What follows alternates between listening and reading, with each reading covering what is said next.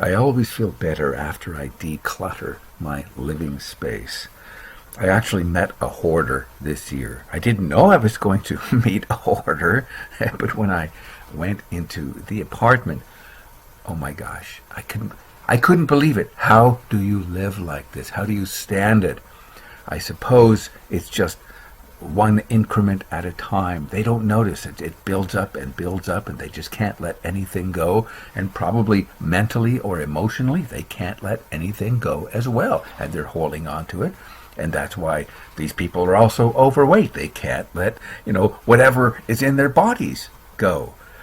And so it's important to declutter and get rid of the things that no longer serve you. Then what do they serve? Some illness, I suppose. I came across an article about ridding your house of toxins. No, not necessarily a cleanse like a liver cleanse or something, but your living space. And the writer, I don't know who wrote this, but it seems reasonable to me.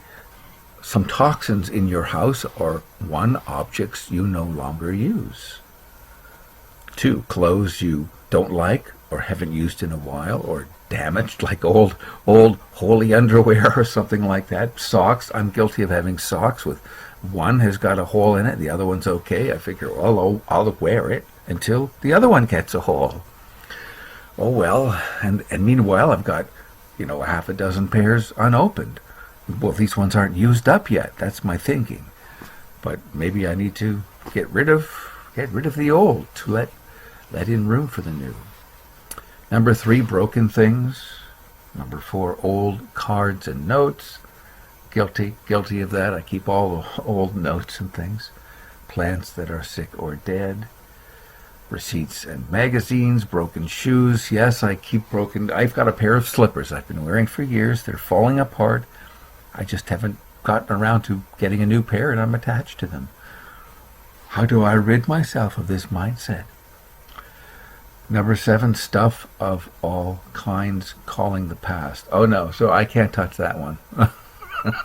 I'm keeping the past. Number 8, children's toys that they don't use or are broken.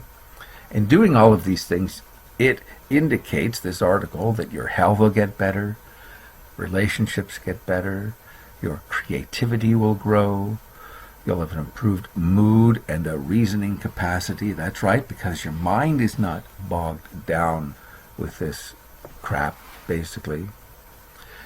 And how do you do this? You ask these questions of yourself. Why am I saving this? Is it about me today? How will I feel if I release that?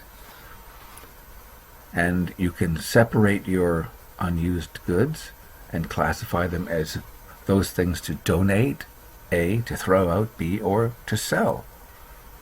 And that's the problem, isn't it? Because we think some things are too good to just throw out, but they're not good enough to sell. Like old jars. I seem to keep old jars, wash them, and I'll fill this up with something. I once had, cupboards full of these old. I ended up, when I moved, just throwing out tons and tons of them. But it seems like glass is too good to throw out. If you had property, you could make a wall, cement them into the wall. I've seen that done. But let's continue with this article and finish it so it doesn't become clutter. The writer is indicating that the way you live and what surrounds you is a reflection of what is inside of you.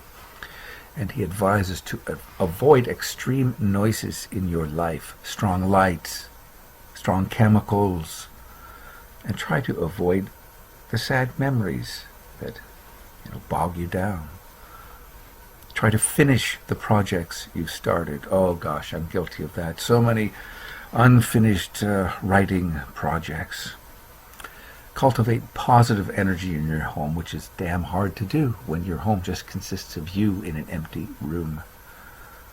But you can start one little piece at a time, one drawer at a time, the top of a cabinet. Before you get into the deep cleaning, just do a general tidying of your place and start with your junk drawer and cabinets. Get some cardboard boxes and arrange the things.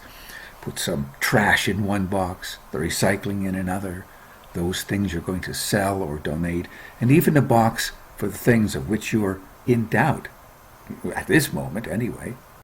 And as you cleanse, watch what changes inside you. As we clean our physical house, we also place order to our mind and heart.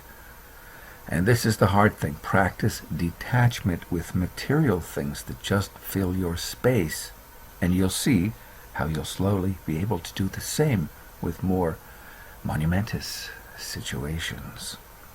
Oh well, that's advice easily dished out, but hard to put into practice.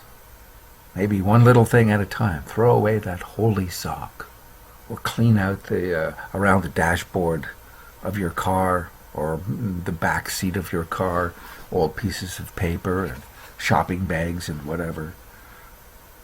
I really do find that if it's orderly around me, my mind will be more able to tackle the work that I have really wanted to do without feeling overwhelmed. Okay, so that's it. Hopefully that was some good advice, and hopefully we can take it one bite at a time. Well, for now.